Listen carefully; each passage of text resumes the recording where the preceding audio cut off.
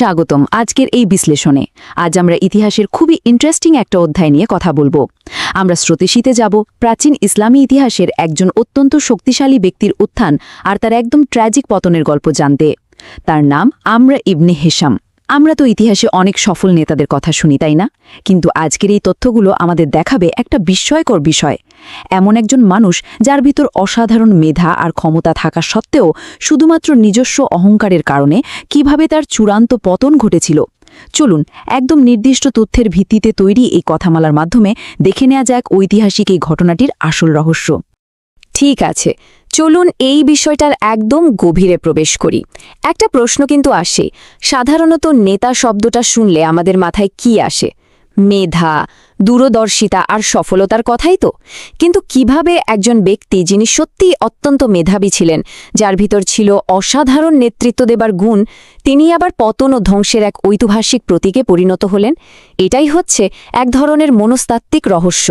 কিভাবে ব্যক্তিগত এগো বা অহংকার একজন মানুষের বিশাল সম্ভাবনাকে একদম নিমেষেই ধ্বংস করে দিতে পারে, আজকের এই বিশ্লেষণ আমাদের ঠিক সেই জায়গাটাই নিয়ে যাবে।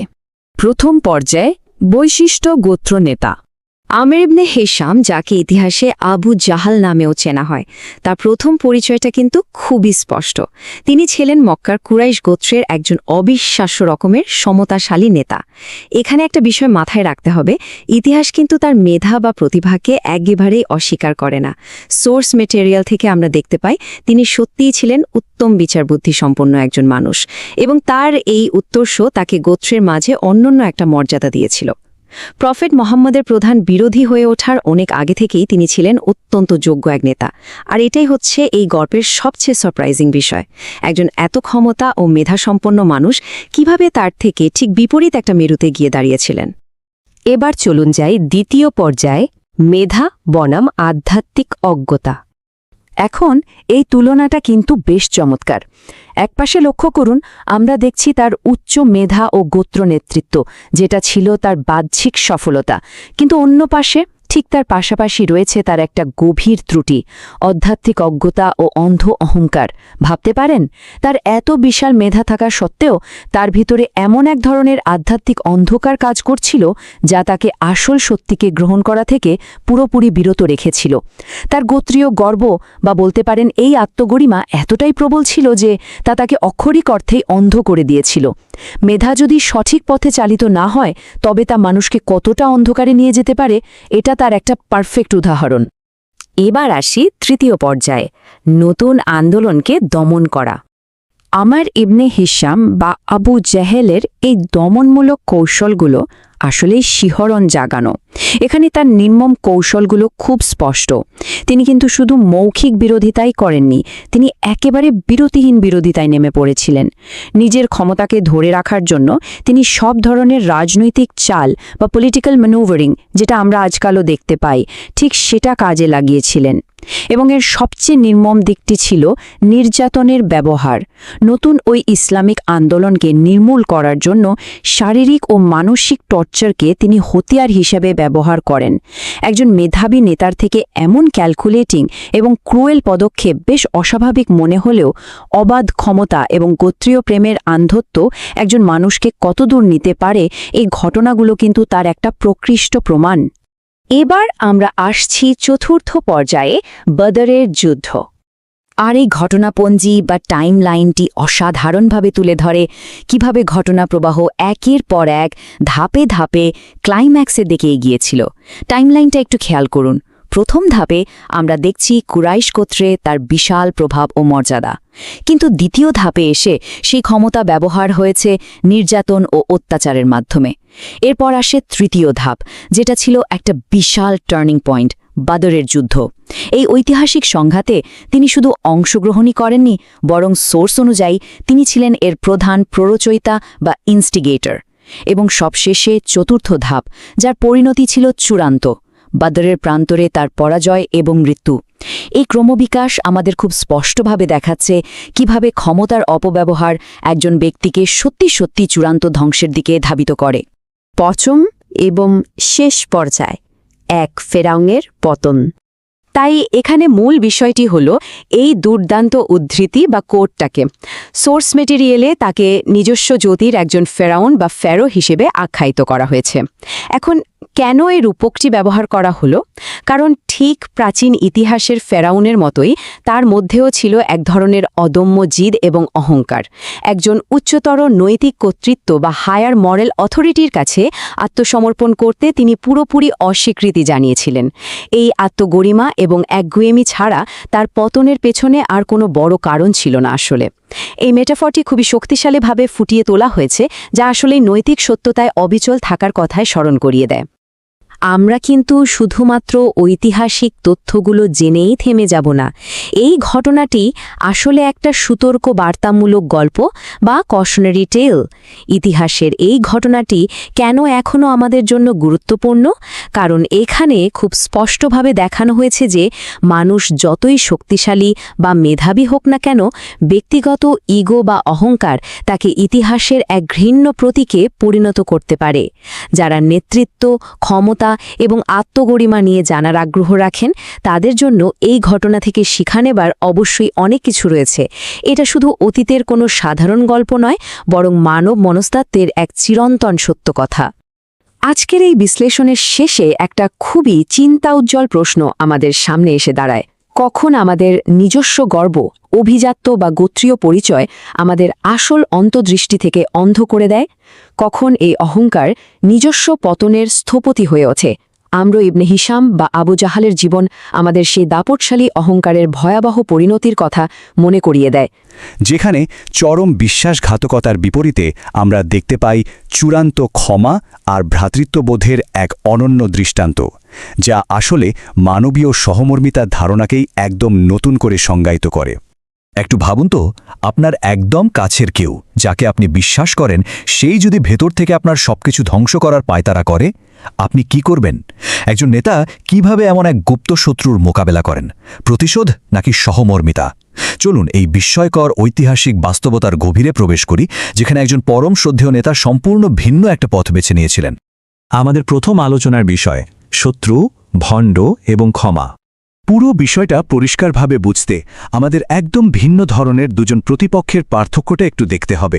একদিকে আছে আবু জাহাল, যে ছিল একদম প্রকাশ্য শত্রু, তার স্থান নির্ধারিত হয়েছে নরকের জাহিমে। অন্যদিকে আছে ভণ্ড নেতা আবদুল্লাহ বিন উবাই, যে কিনা বিশ্বাসের ছদ্মবেশে লুকিয়ে থেকে প্রতিনিয়ত বিশ্বাসঘাতকতা করে গেছে। আক্ষরিক অর্থেই তার অপরাধ এত বড় যে তার জন্য শাস্তির স্তরটি আরও নিচে, একেবারে তলানিতে, যাকে বলা হয় হাদিয়া। এর মানে হল একজন প্রকাশ্য শত্রুর চেয়ে একজন ভণ্ড বা মুনাফিককে অনেক বড় অপরাধী হিসাবে বিবেচনা করা হয়েছে। এবার একটু এই চরম আবেগঘন মুহূর্তটার কথা চিন্তা করুন। সেই ভণ্ড নেতার নিজের ছেলেই কিন্তু ছিলেন একদম একনিষ্ঠ একজন অনুসারী। তিনি নবীর কাছে এসে পান করার পর পাত্রে বেঁচে যাওয়া সামান্য একটু পানি চাইলেন। ছেলের প্রবল আশা ছিল এই বরকতময় পানি হয়তো তার বাবার অবিশ্বাস দূর করে অন্তরে ঈমানের আলো জ্বেলে দেবে। একজন বিশ্বস্ত ছেলের এমন আকুতি সত্যি হৃদয় বিদারক, তাই না? কিন্তু অবাক করা ব্যাপার হল, ঘটল একদম উল্টোটা।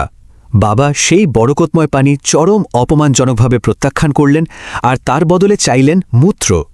নিজের বাবার এমন জঘন্য আর অবমাননাকর আচরণে ছেলে এতটাই ক্ষুব্ধ হলেন যে তিনি তৎক্ষণাৎ নিজের বাবাকেই হত্যার অনুমতি চেয়ে বসলেন।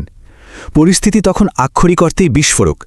একদিকে চরম মানসিক দ্বন্দ্ব আর অন্যদিকে প্রতিশোধের আগুন।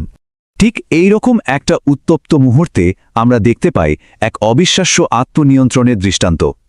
চরম অপমানিত হওয়ার পরও নেতা কিন্তু প্রতিশোধের পথে হাঁটলেন না, বরং তিনি ছেলেকে নির্দেশ দিলেন যেন সে পারিবারিক সম্মান বজায় রাখে। তিনি একদম স্পষ্ট জানিয়ে দিলেন তিনি চান না মানুষ বলুক যে মুহাম্মদ তার নিজের সঙ্গীদের হত্যা করেন, কারণ ব্যক্তিগত ক্ষোভের চেয়ে সমাজের বৃহত্তর ঐক্য বজায় রাখাটাই ছিল তার কাছে সবচেয়ে বেশি গুরুত্বপূর্ণ। তবে ক্ষমার দৃষ্টান্তটা কিন্তু এখানেই শেষ হয়নি। সেই ঘোর শত্রুর মৃত্যুর পর নবী নিজের পরনের জামাটি খুলে দিলেন তার কাফনের জন্য, নিজে জানাজায় উপস্থিত থাকলেন, তার জন্য প্রার্থনা করলেন। একটু ভাবা যায়, নিজের সবচেয়ে বড় গোপন শত্রুর প্রতি এমন অকল্পনীয় উদারতা, আর এর ফলাফল ছিল জাদুকরী। এই অভাবনীয় দৃশ্য দেখে একসাথে ১০০ জন ভণ্ড অনুসারী নতুন করে সত্যিকারের বিশ্বাসের ছায়াতলে ফিরে আসে। একটা মাত্র ঘটনা কিভাবে বিশাল এক সামাজিক ঐক্যের জন্ম দিল, ভাবলে সত্যি অবাক হতে হয়। এখান থেকে আমরা যাব আমাদের পরের অংশে, বিচারের বিপদ। এই ঐতিহাসিক ঘটনাটা আমাদের দারুণ একটা আধ্যাত্মিক শিক্ষার দিকে নিয়ে যায়। ইসরায়েলি দুই ভাইয়ের এই গল্পটার কথাই ধরুন না। এদের মধ্যে একজন অত্যন্ত ধার্মিক, যিনি অহংকারে নিজের পাপী ভাইয়ের ব্যাপারে একেবারে চূড়ান্ত রায় দিয়ে বসেছিলেন। তিনি রীতিমতো শপথ করে বলেছিলেন যে ঈশ্বর তার ভাইকে কখনোই ক্ষমা করবেন না। অন্যদিকে তার পাপী ভাইটি নিজের ভুল সম্পর্কে সচেতন থেকে ঐশ্বরিক ক্ষমার ওপর সম্পূর্ণ ভরসা রেখেছিলেন। কিন্তু আসল সত্যিটা হলো, ঐশ্বরিক ক্ষমার সীমা নির্ধারণ করার অধিকার আসলে কোনো মানুষেরই নেই। ঈশ্বর সেই ধার্মিক ভাইকে ঐশ্বরিক রহমতের সীমা ঠিক করে দেওয়ার চেষ্টার জন্য রীতিমতো তিরস্কার করলেন এবং তাকেই নরকে পাঠালেন। অন্যদিকে নিজের ভুলের পরও ঐশ্বরিক ক্ষমার ওপর ভরসা রাখা সেই পাপী ভাইটিকে ক্ষমা করে স্বর্গে পাঠানো হলো। কাউকে নিয়ে চূড়ান্ত রায় দিয়ে দেওয়াটা যে আধ্যাত্মিকভাবে কতটা বিপজ্জনক, এটি তারই এক মোক্ষম প্রমাণ। এবার চলুন দেখি আধুনিক যুগে সহমর্মিতার একটি বাস্তব গল্প। প্রাচীন এই নীতিগুলো আজকের দিনে ঠিক কিভাবে কাজ করে। সমাজের প্রতিনিয়ত তিরস্কার আর প্রত্যাখ্যান পাওয়া বিতর্কিত অভিনেত্রী বীণা মালিকের ঘটনাটা এর একটা চমৎকার উদাহরণ। যখন একজন স্বনামধন্য ধর্মীয় পণ্ডিত তার সাথে দেখা করলেন, তিনি কিন্তু কোনো সমালোচনা করলেন না, বরং সম্পূর্ণ অপ্রত্যাশিতভাবে তাকে নিজের মেয়ের মতো সম্মান দিয়ে কন্যা বলে সম্বোধন করলেন এবং তার নতুন দাম্পত্য জীবনের জন্য মন থেকে প্রার্থনা করলেন। আর এই আন্তরিকতাটা বীণা মালিকের হৃদয় রীতিমতো ছুঁয়ে যায়। তিনি দারুণ আবেগ আপ্লুত হয়ে বলেছিলেন, কেউ আমাকে কন্যা বলতে প্রস্তুত ছিল না, আপনি আমাকে সম্মান দিয়েছেন আর আমার হৃদয় গলে গেছে। এটা কিন্তু আমাদের চোখে আঙুল দিয়ে দেখিয়ে দেয় যে অনবরত সমালোচনা বা তিরস্কারের চেয়ে সম্মানের ছোট্ট একটা আচরণ মানুষের কঠিন হৃদয়কে অনেক দ্রুত গলিয়ে দিতে পারে। এখান থেকে কিন্তু একটা বিষয় একদম জলের মতো পরিষ্কার। সামাজিক বিভাজন বা বিদ্বেষ দূর করতে হলে মানুষকে দূরে ঠেলে দিলে বা সমাজচ্যুত করলে চলবে না। সহমর্মিতা আর আপন করে নেওয়ার শক্তি যে কোনো তিরস্কারের চেয়ে অনেক বেশি শক্তিশালী। সমাজে শান্তি প্রতিষ্ঠা করতে হলে একে অপরকে মর্যাদার সাথে আপন করে নেওয়ার আসলে কোনো বিকল্প নেই। আমাদের পরের আলোচনার বিষয় আদ-দোহা সূরায় ঐশ্বরিক সান্ত্বনা। আমরা যদি আবার একটু ইতিহাসে ফিরে যাই, দেখতে পাব এই বিশাল পরিসরে সহমর্মিতা দেখানোর পেছনে আসলে কাজ করেছে এক গভীর ঐশ্বরিক সান্ত্বনা। চরম একাকিত্ব আর হতাশার সময়ে সূরা আদ-দোহার আয়াতগুলো নাজিল হয়েছিল। সেখানে দারুণ একটা ক্রম তুলে ধরা হয়েছে। কিভাবে এতিম অবস্থায় তাকে নিরাপদ আশ্রয় দেওয়া হয়েছিল, পথসন্ধানী অবস্থায় তিনি কিভাবে সঠিক পথের দিশা পেয়েছিলেন, আর অভাবের দিনে কিভাবে ঐশ্বরিক সাহায্যে তিনি সচ্ছলতা লাভ করেছিলেন। এই ঐশ্বরিক প্রতিশ্রুতিগুলোই চরম সংকটে তাকে মানসিক প্রশান্তি জুগিয়েছিল। এবার আমরা জানব নবীর সৌন্দর্যের দিকটি নিয়ে। তার এই ভেতরের প্রশান্তি কিন্তু বাহ্যিক উপস্থিতির মাঝেও একদম নিখুঁতভাবে ফুটে উঠেছিল। বেদুইন নারী উম্মে মামাদের দেওয়া এই জীবন্ত বর্ণনাটা একটু খেয়াল করুন। তিনি বলছেন, তার চেহারা ছিল 14তম রাতের, অর্থাৎ পূর্ণিমার চাঁদের মতো উজ্জ্বল। চোখ ছিল প্রশস্ত এবং চোখের পাপড়িগুলো ছিল অবিশ্বাস্য রকমের দীর্ঘ। তার উচ্চতা ছিল পরিমিত, কাঁধ ও হাতের তালু ছিল চওড়া, আর তিনি হাঁটার সময় স্বভাবসুলভ নম্রতার সাথে সামান্য সামনের দিকে ঝুঁকে হাঁটতেন। এক রাজকীয় কিন্তু একই সাথে অত্যন্ত আপন একটা উপস্থিতির নিখুঁত চিত্রায়ন। জানেন, আরবিতেই বিশেষ জাদুকরী আকর্ষণটাকে বলা হয় ওয়াসিম। এর মানে হলো এমন একজন মানুষ যার সৌন্দর্য আপনাকে আক্ষরিক অর্থেই মোহিত করে রাখবে, যাকে যতবারই দেখা হোক না কেন চোখের তৃষ্ণা মেটে না, বরং মনে হয় আরও কিছুক্ষণ দেখি। এই অপ্রতিরোধ্য আকর্ষণ এতটাই তীব্র ছিল যে তা মানুষের মনের ভেতরের সব শত্রুতা আর বিদ্বেষকে নিমেষেই দূর করে তাদেরকে ভ্রাতৃত্বের এক অবিচ্ছেদ্য বন্ধনে আবদ্ধ করত। আমাদের একদম শেষ অংশ, শেষ বিচারের দিনে সুপারিশ। উৎস তথ্যগুলো শেষ বিচারের দিনের এমন এক ভয়ঙ্কর আর শিওরে ওঠা চিত্র তুলে ধরেছে যা শুনলে গায়ে কাটা দেয়। সেদিন চরম আতঙ্কে মায়েরা পর্যন্ত তাদের নিজের সন্তানকে অস্বীকার করবে। পূর্ববর্তী সব নবী যখন চূড়ান্ত ভয়ে শুধু আমি নিজে বলতে থাকবেন, তখন সমস্ত সামাজিক বাঁধন সম্পূর্ণরূপে ভেঙে পড়বে। আর ঠিক সেই চরম মুহূর্তেই এই পরম ক্ষমার গুরুত্বটা সবচেয়ে বেশি প্রাসঙ্গিক হয়ে উঠবে, যখন তিনি সমগ্র মানবতার জন্য সুপারিশ করতে এগিয়ে আসবেন। ভাবুন, জান্নাতের চাবি হাতে নিয়ে আর 1000 খাদেম পরিবেষ্টিত হয়ে তিনি সেদিন মানবতার পক্ষে দাঁড়াবেন। যখন অন্য সবাই চূড়ান্ত হতাশায় একদম হাল ছেড়ে দেবে, তখন তার এই উচ্চ মর্যাদা আর ঐশ্বরিক ক্ষমতা এক নতুন আশার আলো দেখাবে। পৃথিবীর বুকে দেখানো সেই অসীম সহমর্মিতাই মহাবিশ্বের চূড়ান্ত সুপারিশের রূপ নেবে সেদিন।